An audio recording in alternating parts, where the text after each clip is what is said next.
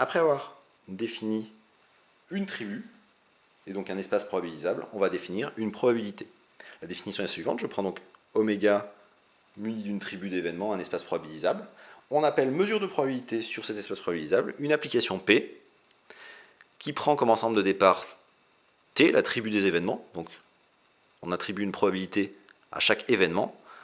La probabilité d'un événement est toujours un nombre réel positif, et il y a deux propriétés. La probabilité de grand oméga, ça doit valoir 1, autrement dit la probabilité que le résultat soit dans la zone de résultat grand oméga, c'est-à-dire la probabilité que le résultat appartienne à l'univers, c'est 1.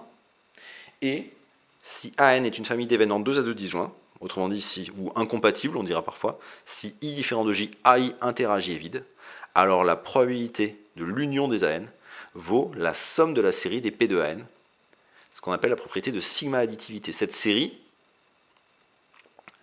il se trouve que, a priori, c'est une série de nombres positifs, donc de toute façon, elle converge vers un nombre qui est soit dans R+, soit plus l'infini, mais en fait, on verra qu'elle converge et qu'en plus, cette série, c'est une série convergente et que la somme de la série est forcément inférieure ou égale à 1. Mais, il n'y a pas besoin de ça dans la définition. P de oméga égale 1, et la probabilité d'une union disjointe, c'est la somme des probabilités quand l'union disjointe est indexée par grand N ou par grand N étoile par un ensemble dénombrable. Et dans ce cas-là, oméga TP est ce qu'on appelle un espace probabilisé. Avec cette définition-là, on va retrouver toutes les propriétés habituelles sur un espace probabilisé, à savoir les 7 propriétés qui sont là. La première, c'est que la probabilité de l'ensemble vide, c'est 0. La deuxième, c'est que si au lieu d'avoir une famille infinie dénombrable d'événements 2 à 2 disjoints, la probabilité de l'union vaut la somme des probabilités, ça reste valable pour une famille finie d'événements 2 à 2 disjoints. Troisième propriété, c'est que la probabilité de l'événement complémentaire, c'est 1 moins la probabilité. La quatrième propriété, c'est que la probabilité de A privé de B, c'est P de A moins P de A inter B. La cinquième propriété, c'est une propriété, je dirais, de croissance, qui est que si A est inclus dans B, la probabilité de A est inférieure ou égale à la probabilité de B. Sixième propriété, c'est que si A et B sont deux événements non disjoints, non incompatibles, la probabilité de l'union, ça se calcule quand même avec P de A plus P de B moins P de A inter B. Il faut savoir qu'il existe une généralisation dans une union non disjointe de plus de deux événements, mais elle n'est pas au programme, et la formule est un peu compliquée, c'est ce qu'on appelle la formule du crible de Poincaré. En revanche, la propriété 7 est au programme, c'est ce qu'on appelle l'inégalité de Boole, à savoir que si l'union n'est pas forcément disjointe, la probabilité d'une union, qui n'est pas forcément égale à la somme des probabilités, elle est en tout cas inférieure ou égale à la somme des probabilités. Alors démontrons tout cela, rien de très compliqué. Le point 1, pour démontrer que la probabilité de l'ensemble vide fait 0. Si je pose pour tout n dans n étoile AN l'ensemble vide, alors la suite AN est une suite d'événements. Pourquoi c'est un événement? Parce que l'ensemble grand oméga appartient à la tribu et que la tribu est stable par complémentaire. Et ils sont 2 à 2 disjoints parce que l'intersection entre l'ensemble vide et l'ensemble vide, même s'ils sont tous identiques, ils sont 2 à 2 disjoints parce que l'intersection entre l'ensemble vide et l'ensemble vide, ça fait l'ensemble vide. Et donc par sigma additivité, la probabilité de l'ensemble vide vaut la somme des probabilités de l'ensemble vide. Mais donc comme elle vaut cette probabilité-là, c'est un élément de R+, donc cette série doit converger. Donc j'ai une série convergente où le terme ici ne dépend pas de n. Donc j'ai la famille des P de l'ensemble vide pour n dans n étoiles qui est une famille sommable, où le terme ne dépend pas de n. La seule façon que cette famille soit sommable, c'est que P de l'ensemble vide vaut 0. On remarque que pour le point 1, on n'a pas utilisé le fait que la probabilité de l'ensemble vide, c'est 1 moins la probabilité de grand oméga, parce que ça, je ne l'ai pas encore. Ça, je l'aurai un peu plus tard, c'est la propriété 3.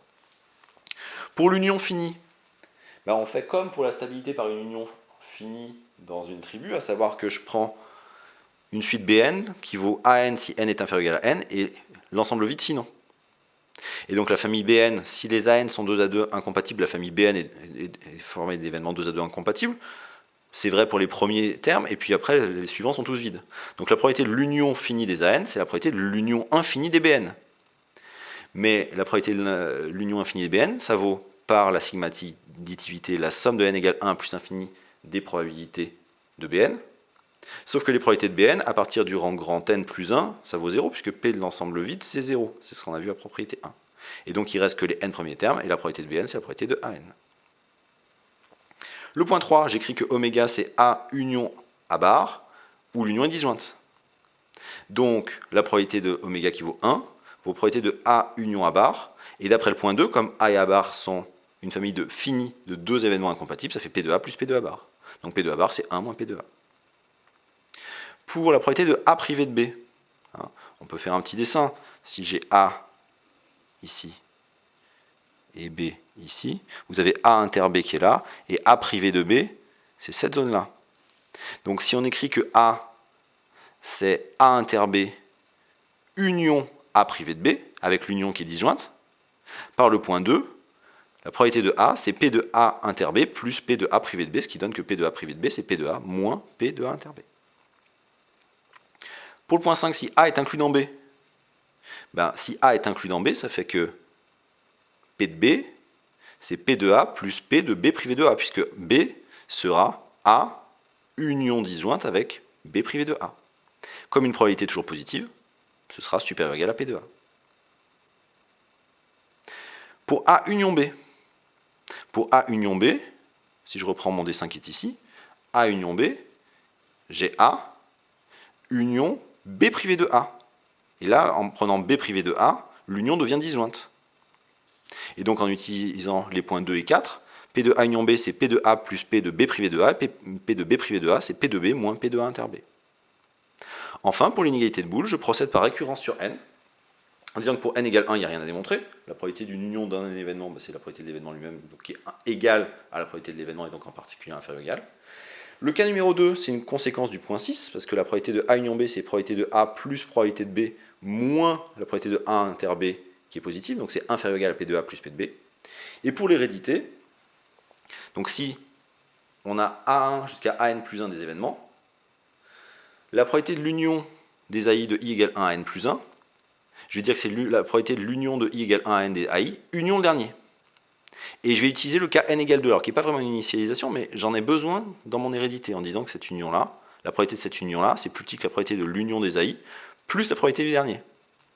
Puis, par hypothèse de récurrence, la probabilité de l'union des AI de I égale 1 à N est plus petite que la somme des P de AI, et je rentre le dernier terme, ce qui me donne que la probabilité de l'union de I égale 1 à N plus 1 des AI est inférieure ou égale à la somme de I égale 1 à N plus 1 des P de AI, ce qui établit la récurrence et ce qui termine la démonstration des propriétés que vous connaissiez sans doute déjà dans le cas des univers finis, qui restent donc valables dans le cas des univers potentiellement infinis avec une tribu d'événements.